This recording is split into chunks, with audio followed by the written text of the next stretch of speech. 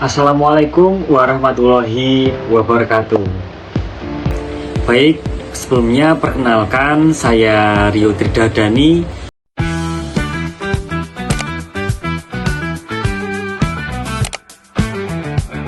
mahasiswa PLP UNS angkatan 2022. Nah, di sini adik-adik saya ingin menjelaskan terkait dengan materi sambungan kayu bibir lurus dada tegak. Nah, sebelum kita lanjutkan untuk ke materinya, di sini saya akan menjelaskan terlebih dahulu tujuan pembelajaran yang nantinya akan kita capai di materi kali ini. Nah, untuk yang pertama, peserta didik dapat mengidentifikasi pengertian dan fungsi sambungan kayu bibir lurus dalam sebuah konstruksi bangunan. Jadi harapannya nanti setelah adik-adik mempelajari mulai dari pengertian dan juga fungsinya, adik-adik tahu konsep dasar dari sambungan kayu bibir lurus. Kemudian untuk tujuan pembelajaran yang kedua, peserta didik dapat menjelaskan bagian-bagian dan prinsip kerja sambungan kayu bibir lurus dengan benar. Jadi nanti akan kita bahas juga untuk bagian-bagian dari konstruksi sambungan kayu bibir lurus. Kemudian juga kita bahas mengenai prinsip kerjanya ataupun ketentuan dan juga syarat yang ada dalam sambungan kayu bibir lurus. Yang ketiga, peserta didik dapat membuat gambar sambungan kayu bibir lurus secara manual menggunakan alat gambar teknik dengan ukuran dan proporsi yang tepat. Jadi output pembelajaran yang akan adik-adik dapatkan nanti itu adik-adik bisa menggambarkan untuk job sambungan kayu bibir lurus ini. Jadi nanti ada penugasan untuk yang sambungan kayu ini bakalan ada tampak atas, kemudian tampak samping, tampak depan, dan juga proyeksi isometrinya. Kemudian yang terakhir, tujuan pembelajaran yang terakhir, peserta didik dapat menunjukkan sikap disiplin, tanggung jawab, dan kejujuran dalam proses serta hasil pembelajaran. Jadi nanti mulai dari sikap disiplin adik-adik, kemudian sikap tanggung jawab adik-adik dalam mengerjakan tugas, termasuk juga ketepatan waktu adik-adik dalam pengerjaan job-jobnya itu bakalan masuk di penilaian, begitu. Nah, itu dia untuk tujuan pembelajaran kita di materi sambungan kayu ini. Silahkan bisa dipahami. Selanjutnya akan kita bahas dan kita kupas tuntas bersama untuk materi sambungan kayu bibir lurus. Baik, selanjutnya kita akan mulai membahas untuk materi sambungan kayu bibir lurus dada tegak. Nah, sebagai pemantik awal, tentunya adik-adik sudah sangat familiar dengan material kayu. Karena memang ketika kita melihat penggunaan kayu saat ini sudah banyak sekali digunakan dalam proses pembuatan konstruksi bangunan gedung. Nah, nanti saya akan mengajak adik-adik untuk memahami lebih dalam mengenai sambungan kayu, mulai dari pengertian, kemudian fungsi dari sambungan kayu itu untuk apa, bagian-bagian, kemudian jenis-jenisnya apa saja, dan sampai nanti untuk langkah penggambarannya. Nah, silakan nanti bisa diikuti dan diperhatikan secara seksama. Oke, sekarang saya ingin mengajak adik-adik untuk mengamati lingkungan sekitar kalian semua. Di sini, seperti yang kalian lihat, itu ada gambar konstruksi kuda-kuda. Nah, tentunya adik-adik sudah sangat familiar begitu dengan konstruksi kuda-kuda ini karena setiap rumah adik-adik pasti ada yang namanya kuda-kuda. Nah, perlu adik-adik ketahui bahwasanya panjang kuda-kuda itu memiliki bentang yang berbagai macam, banyak jenisnya. Ada yang bentang 3 meter, ada yang bentangnya itu 2 meter, ada yang bentangnya itu 1 meter, bahkan ada yang bentangnya itu 4 meter, tergantung dengan luas bangunan yang adik-adik dapatkan. Nah, dalam implementasinya untuk panjang bentang ini tuh terkadang tidak selalu ada ataupun tidak selalu tersedia di pasaran adik-adik. Misal, adik-adik akan merencanakan sebuah kuda-kuda dengan bentangnya itu 3 meter. Nah, Namun kondisi lapangannya ataupun kondisi realisasi di lapangan itu hanya tersedia panjang bentang 2 meter. Nah, kira-kira solusinya apa adik-adik? Jadi, walaupun di pasaran itu hanya tersedia 2 meter saja, adik-adik bisa menggunakan alternatif solusi, yaitu dengan menggunakan sambungan kayu. Jadi, misal adik-adik ingin membuat bentang 3 meter, tetapi kondisi di lapangannya itu hanya 2 meter, adik-adik masih tetap bisa menggunakan ataupun merencanakan panjang bentang kuda-kuda 3 meter dengan cara itu tadi, menggunakan metode sambungan kayu. Nah, jadi apa sih definisi dari sambungan kayu? Sekarang kita akan bahas. Sambungan kayu adalah 2 batang kayu atau lebih yang disambung sehingga menjadi 1 batang kayu yang panjang pada posisi mendatar maupun tegak lurus. Nah, seperti yang saya sampaikan di awal tadi, jadi untuk sambungan kayu ini merupakan 2 batang kayu atau lebih yang disambungkan menjadi 1 kesatuan yang utuh dan kokoh. Jadi kalau saya tadi kan kasih contoh untuk yang panjang bentangnya itu 3 meter. Nah, namun di lapangan itu hanya ada 2 meter. Jadi adik-adik di sini bisa menggunakan 2 buah panjang kayu 2 meter yang kemudian disambungkan menjadi 1 kesatuan konstruksi kayu. Jadi intinya nanti adik-adik bakalan menyambungkan kedua buah kayu jadi 1 kesatuan konstruksi kayu yang utuh. Entah itu dari posisi horizontal maupun posisi vertikal. Selanjutnya di sini ada prinsip dasar sambungan kayu. Nah, jadi ada beberapa poin yang adik-adik perlu perhatikan ketika adik-adik ingin membuat konstruksi sambungan kayu. Yang pertama, permukaan harus rata, bersih, dan rapat.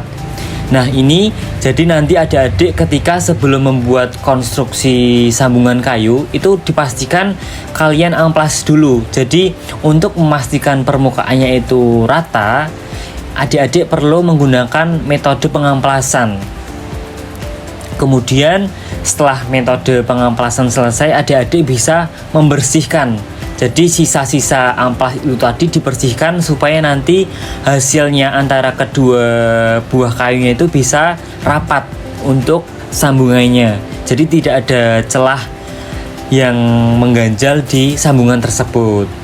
Kemudian untuk prinsip yang kedua yaitu hindari kelembapan tinggi yang menyebabkan pelapukan. Jadi di sini suhu sangat mempengaruhi terhadap kekuatan kayu itu, teman-teman. Jadi misalkan suhunya itu lembab yang tinggi, itu nanti bakalan mempengaruhi terhadap kekuatannya. Kemudian yang ketiga, arah serat kayu harus diperhatikan agar tidak mudah retak. Nah, ini juga perlu adik-adik perhatikan untuk arah serat kayunya. Jadi misalkan nanti arah kayunya memanjang, untuk keduanya berarti juga menggunakan arah serat kayu yang memanjang. Kemudian yang keempat di sini menggunakan alat sambung sesuai kebutuhan. Nah, di sini ada 3 opsi yang bisa adik-adik pakai, yaitu yang pertama ada paku, baut, dan juga perkat. Jadi silahkan nanti adik-adik bisa menggunakan salah satunya, bisa paku, baut, ataupun perkat. Nah, kemudian untuk selanjutnya di sini ada jenis-jenis sambungan kayu. Jadi untuk jenis-jenisnya dibagi menjadi 3. Yang pertama itu ada sambungan kayu arah memanjang, kemudian sambungan kayu arah melebar, dan sambungan kayu arah menyudut.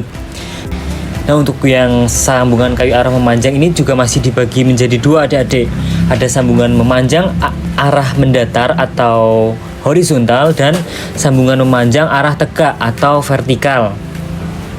Kemudian untuk yang sambungan kayu arah melebar itu juga ada jenisnya. Ada sambungan lidah dan alur, kemudian lidah lepas dan alur, dan masih banyak lagi.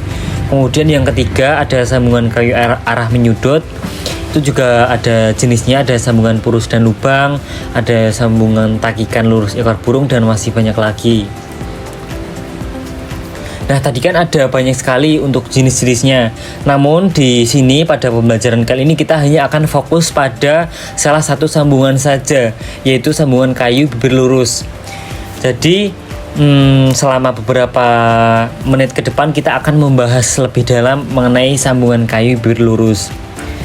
Sambungan kayu bibir lurus dada tegak adalah jenis sambungan pemanjang, yaitu searah serat kayu yang digunakan untuk menyambung dua batang kayu agar menjadi satu batang yang lebih panjang dengan bentuk potongan bibir lurus dan tambahan dada tegak sebagai pengunci terhadap gaya geser dan tarik.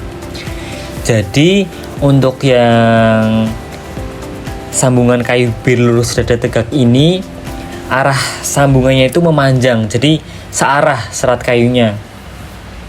Kemudian di sini kita akan bahas untuk yang bagian-bagiannya adik-adik. Jadi di sambungan kayu bibir lurus ini ada bagian-bagiannya, mulai dari dada tegak. Jadi untuk dada tegak itu yang sisi perpotongan vertikal ini untuk yang dada tegak. Kemudian bibir lurus. Nah, untuk bibir lurus ini yang panjang sambungan horizontalnya ini adik-adik. Ini untuk yang bibir lurus. Kemudian ada penutup. Untuk penutup ini konstruksi sambungan kayu yang berada di atas dari sisi bawahnya. Nah, ini kan ada dua kayu nih, disambung jadi satu. Nah, untuk yang atas itu dinamakan penutup. Kemudian yang menopang di bawahnya itu dinamakan dengan pemikul. Ini. Kemudian dalam implementasinya untuk panjang sambungan atau untuk bibir lurusnya ini juga ada rumusnya, ada ketentuannya, yaitu seperti yang bisa kalian lihat di sini 2 sampai 2,5 T. Artinya apa? T di sini itu tinggi atau ketebalan. Jadi misalkan tinggi kayu yang adik-adik gunakan itu 8 cm. Nah, untuk panjang sambungannya itu nanti itu di rentang 2 sampai 2,5 T. Jadi 2 dikali 8 sampai 2,5 dikali 8. 2 kali 8 kan 16 adik-adik. Kemudian untuk 2,5 T dikali 8 itu kan 20. Jadi untuk rentang panjang sambungannya dari sisi sini, sisi kiri sampai sisi kanan ini, atau yang dinamakan dengan bibir lurusnya ini, itu di rentang 16 cm sampai 20 cm. Jadi adik-adik bebas bisa menggunakan yang 16 cm, 17 cm, 18 cm sampai 20 cm. Nah, kemudian juga ada ketentuan untuk tingginya, bisa diperhatikan di sini. Itu untuk yang sisi atas bagian penutup dada tegaknya ini 1,5 T. Jadi misal kita tadi menggunakan tinggi 8 cm dikali setengah hasilnya 4. Jadi untuk yang dada tegaknya ini itu 4 cm. Begitupun juga untuk yang di bawahnya adik-adik, itu juga menggunakan rumus setengah T atau setengah dari ketebalannya atau ketinggiannya. Jadi 8 kali setengah didapatkan 4. Jadi untuk yang tinggi dari atas sini sampai sini tuh 4 cm, kemudian yang sisi sini sampai sini juga 4 cm. Begitu. Jadi rumusnya ini harap diperhatikan karena nanti untuk masing-masing jenis sambungan akan berbeda-beda. Nah, selanjutnya ini yang akan menjadi job adik-adik nanti, yaitu ada studi kasus. Nah, di sini ada seorang tukang ingin membuat balok panjang untuk rangka sederhana, yaitu plafon. Kemudian untuk balok yang dibutuhkan yaitu 3 meter. Namun kayu yang tersedia itu panjangnya 2 meter. Nah, bagaimana yang seharusnya adik-adik lakukan? Sertakan gambarnya juga. Oke adik-adik, jadi untuk hasil gambarnya nanti akan tampak seperti ini. Jadi ada dua layout, yang layout sisi kiri itu nanti untuk yang tampak atas, tampak depan, dan juga tampak samping. Kemudian untuk yang layout sebelah kanan itu nanti untuk proyeksi isometrinya atau bentuk 3 dimensinya. Nah, untuk dimensinya, penataan layoutnya silahkan bisa disesuaikan dengan format yang saya kirimkan di WhatsApp group. Jadi monggo silahkan nanti bisa mulai dicoba untuk penggambarannya. Saya kira untuk pertemuan pada kesempatan kali ini cukup sampai di sini saja. Silahkan nanti untuk jobnya bisa dikerjakan. Itu saja yang bisa saya sampaikan. Kurang lebihnya mohon maaf. Wassalamualaikum warahmatullahi wabarakatuh.